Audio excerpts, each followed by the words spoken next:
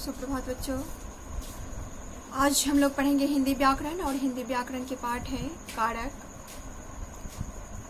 कारक को उदाहरण के साथ हम आज सविस्तार जानेंगे। कारक वाक्य में प्रयुक्त शब्दों का परस्पर संबंध प्रकट करता है। आइए यह वाक्य में प्रयुक्त होकर कैसे शब्दों के साथ अपना संबंध प्रकट करता है कुछ उदाहरण के साथ जानते हैं और फिर बाद में हम इसका परिभाषा बनाएंगे। आज मीरा ने अपने भाई को पढ़ाया। उसने छाड़ी से सांप मारा, पेड़ से पत्ता गिर गया, राम का घर उधर है, अपूर्व अपनी बहन के लिए कलम लाया इत्यादि। उपर्युक्त सभी वाक्यों में संज्ञा या सर्वनाम पदों का क्रिया के साथ अथवा उनका पारस्परिक संबंध प्रकट हो रहा है। इन वाक्यों में पदों के साथ ने, को, के लिए, का आदि शब्द चिन्ह लगे हैं। इन शब्द चिन्हों के कारण ही ये पद एक दूसरे से आवश्यकता अनुसार संबद्ध है। ये कारक चिन्ह कहलाते हैं तथा जिस पद के साथ ये प्रयुक्त होते हैं वह पद उस वाक्य में अन्य पदों के साथ विशेषकर क्रिया के साथ अपना संबंध प्रकट करता है तथा वह कारक कहलाता है। आइए इसे हम और आसान भाषा में भी परिभाषित कर सकते हैं। संज्ञा या सर्वनाम के साथ या जिस रूप और कार्य से उसका संबंध वाक्य में क्रिया या अन्य संज्ञा या सर्वनाम शब्दों के साथ प्रयुक्त होता है उसे कारक कहते हैं। कारक के साथ साथ कारकीय चिन्ह भी पढ़ना होता है। कारकीय चिन्हों जैसे ने, को, से, के लिए, द्वारा, का, के, की, राड़ेड़ी, में, पर आदि को विभक्तियां या प्रसर्ग भी कहते हैं। कारकीय चिन्हों के अभाव में वाक्य में प्रयुक्त पदों का संबंध ठीक से स्पष्ट नहीं हो पाता है। अर्थात यदि कारक से कारकीय चिन्ह को हटा दिया जाए तो वाक्य में पदों का क्रिया के साथ संबंध स्पष्ट नहीं हो पाएगा। वह वाक्य अर्थहीन हो जाएगा। वह अपने अर्थ को सही ढंग से सही तरीके से व्यक्त नहीं कर पाएगा। जैसे उदाहरण स्वरूप आइए देखिए, मीरा अपने भाई पढ़ाया, राम घर उधर है, पेड़ पत्ता गिर गया। बिना कारकीय चिन्ह, बिना प्रसर्ग चिन्ह के अर्थ स्पष्ट नहीं हो रहा है। अर्थात वाक्य में संज्ञा या सर्वनाम के साथ क्रिया पदों के अर्थ को स्पष्ट करने के लिए कारकीय चिन्ह का होना नितांत आवश्यक है। अब देखिए कैसे कारकीय चिन्ह वाक्य को अर्थवान बनाता है। माला ने आज अपने भाई को पढ़ाया, पेड़ से पत्ते गिर रहा है, राम का घर उधर है आदि। कारक के 8 भेद हैं और इसके साथ साथ इनके विभक्ति भी आते हैं। आइए देखते हैं कारक और विभक्ति अर्थात कारक के साथ विभक्ति चिन्ह भी। कर्ता ने कर्म को कारण से, संप्रदान के लिए को, आपादान से, संबंध का, के, की, राड़ेड़ी, अधिकरण में, पर, संबोधन, हे, अरे, अजी। ये है कारक के 8 भेद। अब हम कारक के इन 8 भेद को परिभाषा के साथ साथ उदाहरण सहित विस्तृत रूप से जानेंगे। सबसे पहले है कर्ता, जिसकी विभक्ति चिन्ह है ने, प्रथमा विभक्ति। कर्ता का अर्थ होता है काम करने वाला। कर्ता का अर्थ होता है काम करने वाला। संज्ञा या सर्वनाम के जिस रूप से क्रिया को करने वाले का बोध हो उसे कर्ता कारक कहते हैं।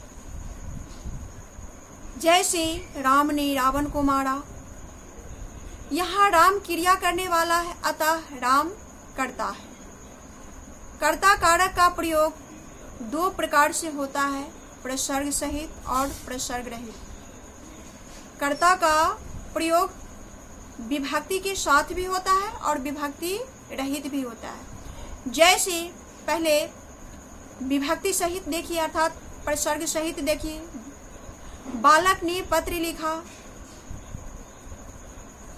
बालक पत्र लिखता है, यह प्रसर्ग रहित है, इसमें विभक्ति का प्रयोग नहीं हुआ है तो भी अर्थवान है। तो ऐसा कभी कभी होता है अपवाद स्वरूप।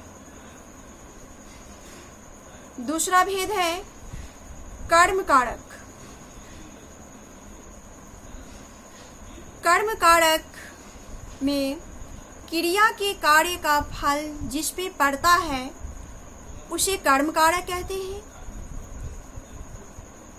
कर्म कारक का विभक्ति चिन्ह है को, यह द्वितीय विभक्ति है।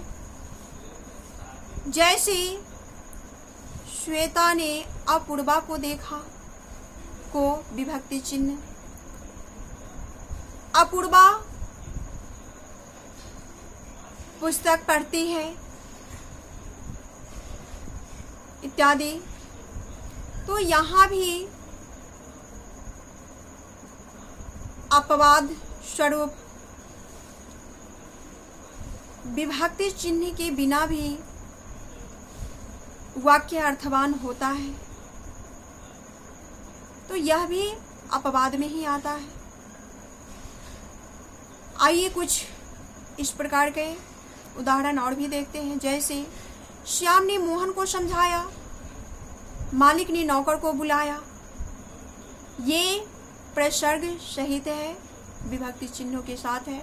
कुछ बिना विभक्ति चिन्ह को देखिए, माली फूल तोड़ता है, मैंने कल बंदर देखा, उसने पेड़ काटा इत्यादि। जिन वाक्यों में स्थूल पद कर्म कारक आता है, कभी कभी एक ही वाक्य में 2 कर्म आ जाते हैं। आलोक ने महिमा को फल दिया, माँ बच्चों को रोटी खिला रही है। विशेष वाक्य में मुख्य तथा गौण कर्म होने पर को कर्म के साथ आता है। जैसे लड़का ने कुत्ते को पत्थर मारा। इस वाक्य में कुत्ता तथा पत्थर ये 2 कर्म हैं, इनमें पत्थर मुख्य कर्म है। जब वाक्य में 2 कर्म आता है तो एक कर्म मुख्य और दूसरा कर्म गौण बन जाता है। कारक के तीसरा भेद है करण कारक, जिसके विभक्ति चिन्ह होता है से। तो यहाँ से विभक्ति चिन्ह से अर्थात से कारकीय चिन्ह से जुड़ाव होता है। तृतीया विभक्ति है इसका करण। करण का अर्थ होता है साधन या माध्यम। जिस शब्द से क्रिया के साधन या जिससे क्रिया की जाती है, काम होने की साधन या माध्यम का बोध होता है, उसे करण कारक कहते हैं। जैसे माली चाकू से फल काटता है, बालक कलम से पत्र लिखता है। उसने मुझे पत्र के द्वारा सच्चाई बताया। मोहन गेंद से खेलता है, प्रधानाचार्य महोदय कार से विद्यालय जाते हैं इत्यादि।